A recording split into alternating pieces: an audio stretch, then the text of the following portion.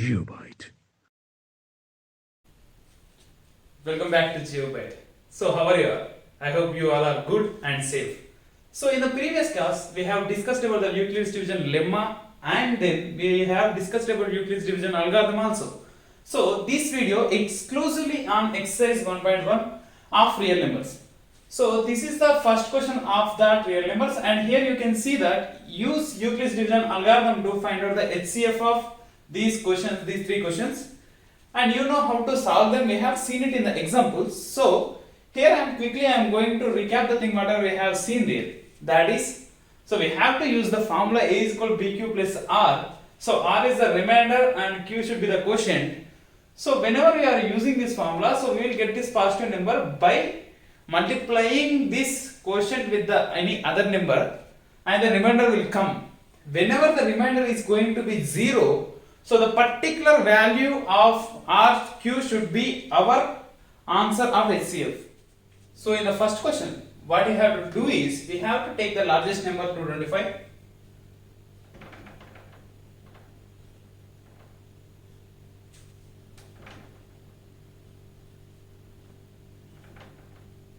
As A.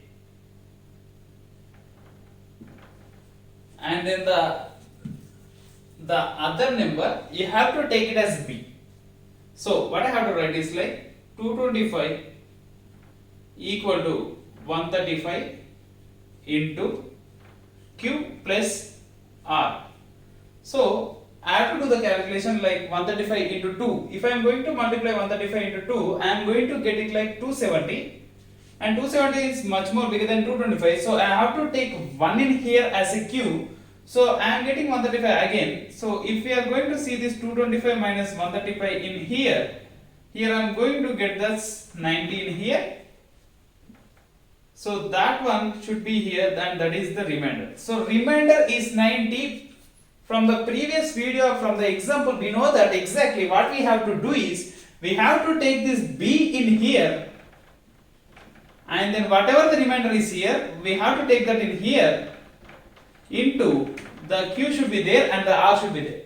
So if I am going to multiply 90 into 2, I am going to get 180, and that is much more bigger than 135. So I have to take it 1, and then if I am going to subtract the 90 from 135, what I am going to get is 45, and that is my remainder, and my remainder is 45. Still it is not 0. If it is going to be the 0, and that is going to be my answer, that is going to be my HCF. So now if I am going to write this again, 90 equal to, and this one should be here, and that one is 45 into plus Q, and that one R. If I am going to multiply it with 2, I am going to get 90 in here.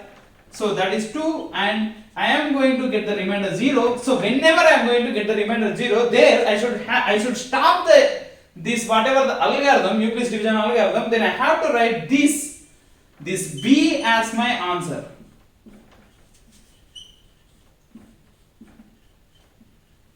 So whenever you are getting this one, and that should be my answer, and that should be my HCF for these values and for these values also. So whenever I am going to take HCF of these numbers, in the process whatever the values I am using here for those two numbers also, that is going to be the HCF, and 45 is going to be the HCF of, that is going to be the HCF of not only for these two numbers, it is also for 135 into 90 also, and that is the value for 90 comma 45, and also for the HCF of 135 and 225, which is the original number.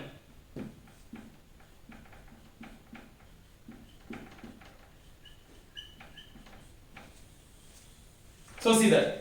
So whenever I am going to follow this procedure, I am not going to get the thing HCF for the whatever the value is given. I am going to get that for the extra numbers also, and those numbers are like 135, 90 and 90, 45 also. So this is my HCF for the answer for these two numbers is 45. So here we are going to move for the next number, but we have to keep in mind that whenever you are going to get the remainder are 0, and then only you have to stop the process there, and you have to whatever the number getting B there, and that should be our HCF of the numbers, and that's easy, that's simple, very simple. So in the same process we are going for the next question, And again the same process we will use for this one also. So we will see now how we are going to do that. See here. So whenever I am going to look at these two numbers, I have to take the largest number, and that is the first thing I have to do. So I have to take the largest number as A, and then I have to go to the other number, and that should be the B, and that is 196 into, I don't know the Q, plus I should get the R. So if I am going to get, and you are thinking this is going to be the big problem, but no, this is not going to be the big problem, because I am going to give a number in here, so multiply this number with that number, which is going to give me the directly zero remainder, and that one should be 195. So if I am going to multiply 196 with 195, I am going to get my remainder as 0. If I am going to get my remainder as 0, so my HCF should be of these two numbers 196, 38220 should be 196 again. So whatever the B is there, that should be my HCF. So I can directly say that 196 into 185, that is going to give me the 38220. So I am going to get the remainder 0. So by that I am going to say that the HCF of my these two numbers should be 196, and that's what I am going to write in here. So what I have to do is, you are going to, if you want to cross check this, you have to know, you have to do the class multiplication of these two numbers, 196 and 195. So if you do that, so if you go by the traditional method, then you are going to use much time when compared to the other method, which I am going to tell you as a trick.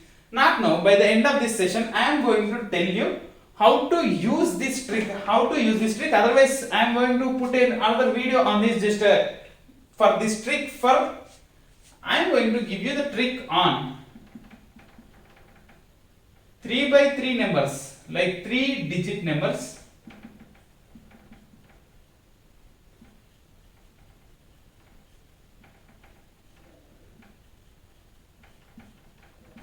Multiplication. Also for 2 by 2 numbers, 2-digit multiplication also I will give.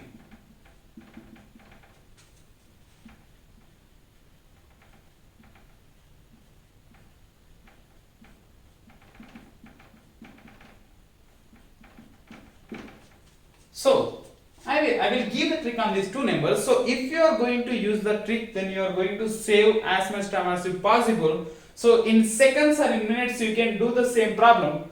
You can multiply these two numbers. So this is very simple. ये तो बड़ी आसानी है compared to the traditional method. So I will tell you how to do that. So by the end of this session, you don't have to worry. Now we will move on to the third question in this first problem. So see that. For the third question, I have to take the largest number again. So I have to do the things again. But the thing is, if you are doing this again and again, then it is going to be feed in your mind, and you don't have to study it again. So you have to listen to it carefully. But not only this, whenever you are listening to something, you have to listen to very careful. Concentration should be the key to get the things, and you don't have to waste the time on repeating the things and memorizing the things. So you have to do is, you have to listen carefully, very carefully. So what I have to do is the same process again. So I have to take 867 as my A, and this is my A. By taking that, I have to take B in here, 255 into Q should be there, Q plus R, the remainder should be there. So if I am going to multiply 255 into 3, what will happen? See that. Is it going to exceed the 867, or is it going to be inside the 867? We have to see. 3 into 2, 6. And 3 into 5, like, if 3 into 6 means like 600, and see this, 50 into 3 roughly, 50 into 3 is like 150, and 600, 750 plus 5 should be 315, and 755 should be that. Otherwise you can calculate directly like by traditional method.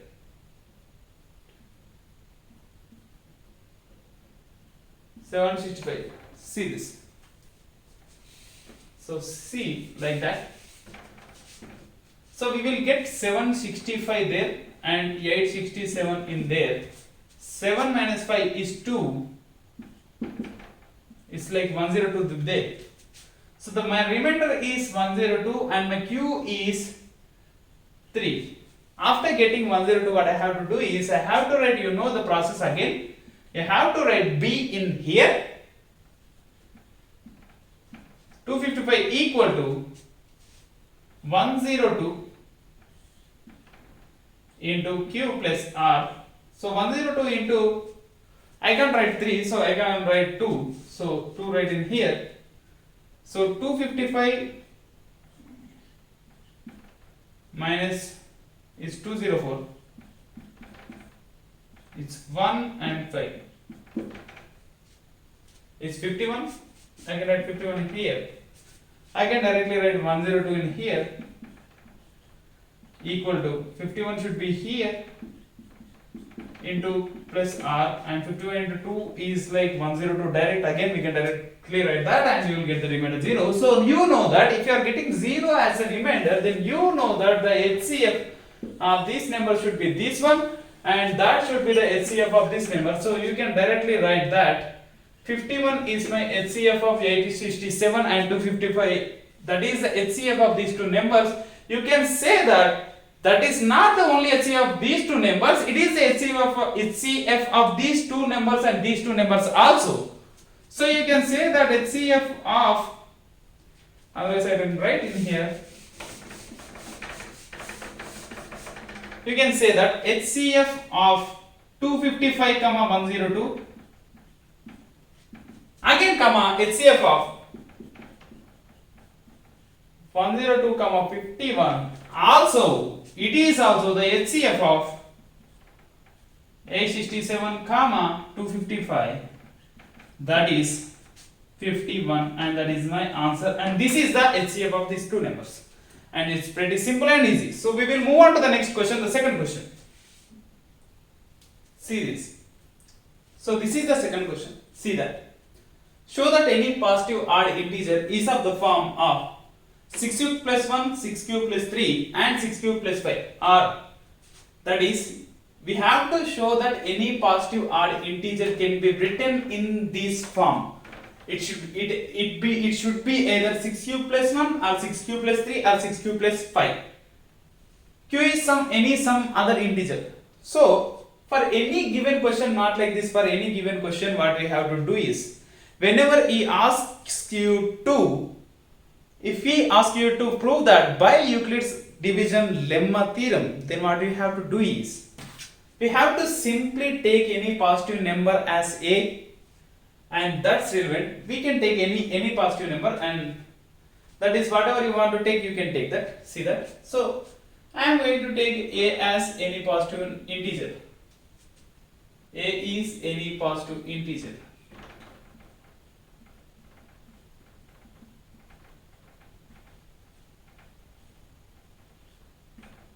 So after that what I have to do is, by taking a is any positive integer, I have to take, see this, 6 is here. So we have to see this number, whatever the number is given here. We have seen this in the examples also, for this exercise problems also. Whenever you have to see this number, the number is like 6 in here. So by seeing that number, you have to take that number as b. In this formula, you can see that a equal bq plus r. So we have to take this b, that is like 6 in here, see that. So I have to take b as 6, b equal to 6. So it is very much clear that is a, we have to take any positive integer, and b should be 6. And now I have to write again the formula, the same formula, the routine formula, we have to write it again and again, and you have to inculcate this into your mind, and you don't have to read it again and again. So if you are listening to this class, and that should be enough for you, and you don't have to see that again. Because if you are thinking you don't get it, or there is nothing to get, then it's very simple, and we are going to tell you in a very easy manner. You don't have to do it or read it again and again. You don't have to solve the problems also. See this very carefully. So you have to take b as 6. Now see what will happen to our Euclid's division lemma formula. See that. So if I am going to take a equal to b is 6 into q, we know, and that is any some integer, plus r, and this r should be, that is from our this, that will come from this condition. That condition tells us that its r should be 0 comma, can be r. So r can be 0 comma 1 comma 2 comma 3 comma 4 comma 5. It can't be 6 because that is less than b, that is less than 6. So r should be greater than 0 or equal to, but less than b. So it can be 0, 1, 2, 3, 4, 5. That's what we have to write it in here. Carefully see that. So my a should be equal to 6q plus 0. That means it can be equal to 6q, or my a can be equal to 6q plus 1, or my a can be equal to 6q plus 2, and in the same way a can be equal to 6q plus 3, 6q plus 4 plus 5. Okay, I have these many possibilities here, but you have to see that I have this many possibilities, but whenever you are going to look at these things, like I have told you that show that any positive odd integer, you have to take this one. So if it is any positive integer, what will happen to this? Any positive odd integer. So if I am going to take any positive odd integer in here, see that. See this in here. If I am going to take a as anything, like if I am going to take a as any positive integer, what will happen to that? See that. We will come by this way. Like if I am going to take a as any positive integer, that is 4. So I can take 4, so I can take big number, big, that should be more than 6, and that is, see if I am going to directly take it as like 12, what will happen? 12 equal to 6 already there. If I am going to take into 2, that should be plus the remainder should be 0, that is equal to 6q, and that is this, q is equal to 2 and a equal to 12, and the remainder should be 0, and this is any positive even integer. But can I write any positive even integer by this form? I can't write it. So whenever I am going to get the remainder as 1 or as 3 or as 5, so whenever I am going to get these remainders as 1 or 3 or 5, then definitely it should be the number. The number should be the odd number, and it can't be a positive even integer. It's always positive odd integer.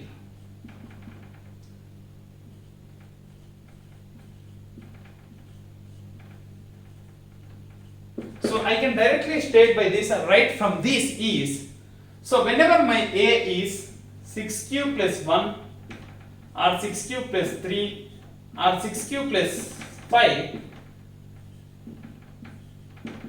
I can directly say that it is an odd number, odd positive integer. Directly say that. So I can take any example I want, I can take directly. It's like you can give me any random number. It's like if I am going to take this 17 or something, you can see that 6 should be there into, if I am going to write it with the equation lemma, 6 into 2 is equal to 12 plus 5 is equal to 17, and this is of the form of like this. So by this you can directly write that. So first of all, what you have to do is you have to take the a and you have to take b as a number, and you know that 6 r should be greater than 0 and less than b, and that b is 6, so 1, 0, 1, 2, 3, 4, 5 possibilities will be there. After that you have to write it in this form, and then after writing that you have to show that with any example that you can write odd number with this form is 6u plus 1 or 3 or 5. So you can directly show that. If someone asks you to draw this odd number in place of odd number, if he asks you about even number, then you have to write that a should be equal to 6q or equal to 6q plus 2, or a is equal to 6q plus 4, and that's it. That is my final answer. For this is for positive even integers, and that's it. So whenever I ask you something, that's it. So whenever you have given this this kind of questions, you don't have to mug it up. You don't have to mug it up this question and you have to answer, but you have to use the Euclid's division lemma concept, and you can easily get that. So you know that there is nothing more complex in that, right? So you can directly comment on this and you can say that also. No problem for that. You can directly solve this problem like this. Thanks for watching the video. Please like and share the video and subscribe to GeoByte. GeoByte.